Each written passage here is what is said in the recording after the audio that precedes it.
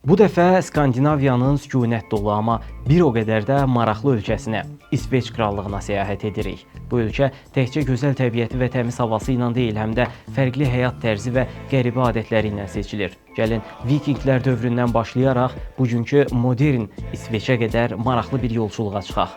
Bu videoda həm İsveçin tarixi, həm mədəniyyəti, həm də gizli qalan tərəfləri haqqında danışacağıq. Hazırsınızsa başlayaq.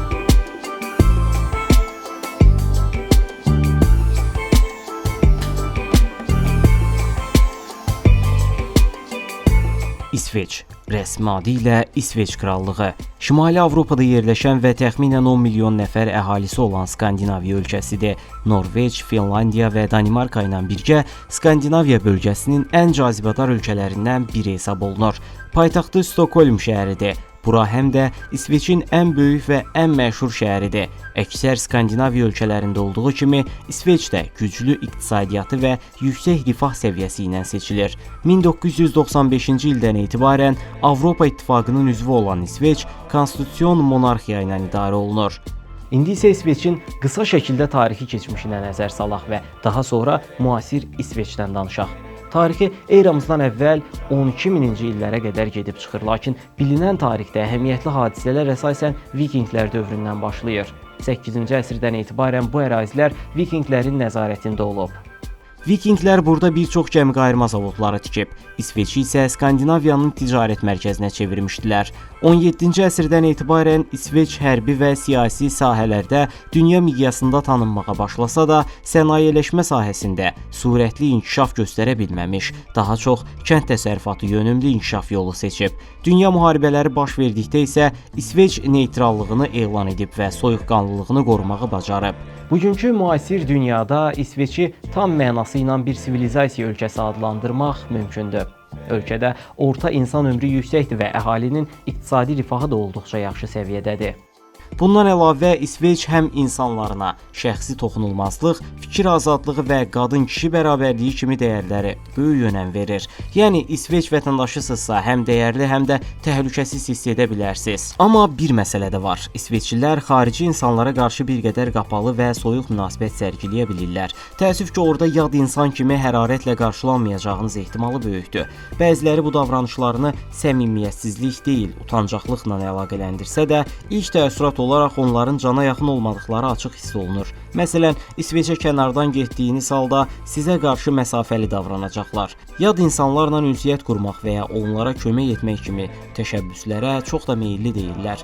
İqlimin də təsiri ilə qapalı xarakterə sahib olan İsveçlilər öz kiçik dost çevrələrindən kənar insanlarla münasibət qurmaq istəmirlər. Hətta bu qruplar daxilində də ciddi qaydalar mövcuddur. Məsələn, bir İsveçli ilə görüş təyin etmisinizsə, görüş saatına tam dəqiqliklə riayət etməyinizi gözləyirlər. Əgər geciksəz, bunu hörmətsizlik kimi qəbul edirlər. Bundan əlavə İsveçdə qəribə adətlər də var. Evdən çıxmazdan əvvəl küçədə kimin olub-olmadığını yoxlamaq üçün qapının gözündən baxırlar. Çünki yolda kiməsə rast gəlmək istəmirlər. Bu davranışların səbəbləri əlbəttə ki, araşdırıla bilər. Ola bilər ki, səbəblərdən biri də ölkənin sərt iqlimidir. İsveçdə hava əsasən tutqun və günəşsiz olur. Elə bu səbəbdən belə havalarda insanlar tez-tez depressiyaya düşür.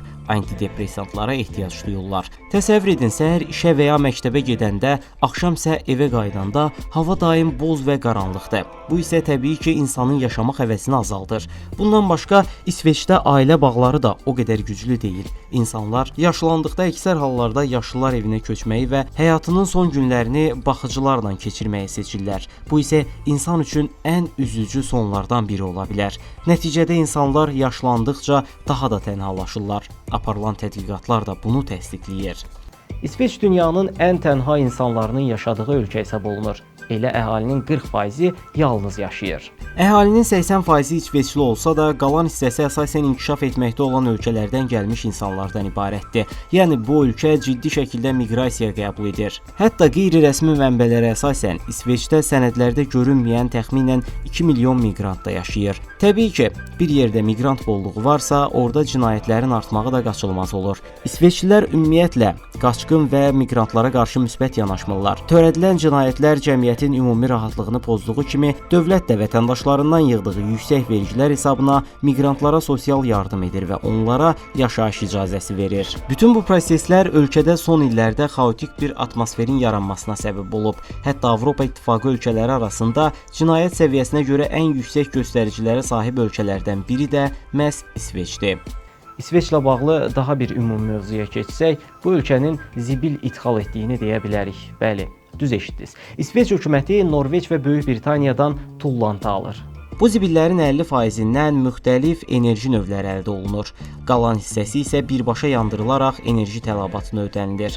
İsveç təmiz hava və ətraf mühitə xüsusi diqqət yetirir. Əgər yaşadığınız bölgədə hava çirkliyindən şikayət edirsinizsə, İsveçə gedəndə təmiz havanın təsiri sizi heyrətləndirə bilər. Əlavə edim ki, paytaxt Stokholm son illərdə Avropanın ən yaşıl paytaxtı elan olunub. Hələ də bu titulunu qoruyub saxlayan şəhərin başqa cəlbedici xüsusiyyətləri də var. Dünyanın ən fərqli ictimai nəqliyyat sistemi Stokholm metrosunda qurulub. Orada səyahət edərkən metro stansiyalarının bir-birindən fərqli şəkildə dizayn edildiyini, demək olar, incəsənət qalereyasını xatırlatdığını görəcəksiniz. İsveç həm də çox sayda adaya sahib olan nadir ölkələrdəndir. Düz 267 min ada. Bir çoxumuz ən çox adaya sahib ölkələr deyəndə İndoneziya və Taylandı xatırlasaq da, İsveçdə əl dəyməmiş sıx meşələrlə örtülü minlərlə ada var. Bu adalarda hər il 300 milyondan artıq ağac əkilir. İsveçin təmiz havasına və təbiətinə təəccüblənməmək lazımdır. Şimal işıqlarını da qeyd etməmək olmaz. Dünyanın müxtəlif yerlərindən insanlar səmanı bəzəyən bu sehirli işıqları izləmək üçün İsveçə axın edirlər. Xüsusilə hər il fevral ayında keçirilən Kiruna Qar festivalı zamanı şimal işıqları, xizək yarışları və maral yarışları ölkədə əsl bayram əhval-ruhiyyəsi yaradır. Bəs İsveçlilər nə yeyirlər? İsveç mətbəxi həm coğrafi mövqeyinə, həm də dənizə çıxışına görə əsasən dəniz məhsullarına əsaslanır. Günün istənilən vaxtı dəniz məhsulları tapmaq və yemək mümkündür. İsveç mətbəxinin əsas tərkibi balıq, kartof, süd və ət üzərində qurulub. Ən məşhur yeməklərindən biri qaynadılmış kartof və ət bulyonundan təqdim olunan İsveç küftəsidir. Səhər yeməkləri isə bizdəki qədər zəngin deyil. İşə və məktəbə getməzdən əvvəl əsasən qarğıdalı lopası və ya yulaf əzməsi kimi sadə qəlyanaltılar yeyirlər. İsveçin məşhur Fika adlı qəhvə mədəniyyəti də var. Dünyada ən çox qəhvə istehlak edən ikinci ölkə olan İsveçdə bir nəfər orta hesabla gündə 3 fincan qəhvə içir. Fika dedikdə İsveçlilər arasında dostlarla qəhvə içmək və səmimi söhbət etmək adəti nəzərdə tutulur. İsveçin dünyada nail olduğu uğurlarına da söz açmaq istəyirəm. Adam başına düşən ən çox patent sayına malik ölkədir. Yəni bu ölkədə yaradıcılıq və istehsala çox böyük əhəmiyyət verilir. Xüsusilə proqram təminatı və mühəndislik sahələrində önəmli addımlar atılır. Məsələn, Skype, Candy Crush, Spotify, Minecraft kimi dünya miqyasında tanınan tətbiqlər İsveçli beyinlərin məhsuludur. Eyni zamanda Volvo, Ericsson kimi müxtəlif sahələrdə dünya səviyyəsində tanınan şirkətlərin mərkəzi də məhz İsveçdə yerləşir. Bütün bu dediklərimi bir cümlə ilə yekunlaşdırmaq istəsəm, İsveçi belə təsəvvür edərdim. Günəş üzünü az görən, soyuq, lakin təmiz havası olan, yüksək səviyyədə miqrasiya alan, istehsalçı və eyni zamanda çox vaxt tək və inanclı olmayan insanların yaşadığı Skandinaviya ölkəsi. Bəs biz, yəni Azərbaycanlılar İsveçə necə gedə bilərik? Azərbaycandan İsveçə getmək üçün Şengen vizası tələb olunur. Qısa müddətli turist səfərləri üçün $80 rüsum var. Hal-hazırda Bakı-Stokholm birbaşa reysi mövcud deyil. Tranzit uçuşlar əsasən İstanbul, Frankfurt, Riga, Viyana və ya Varşava üzərindən olur. Bu uçuşlar üçün qiymət təxminən 350-600 avro aralığındadır.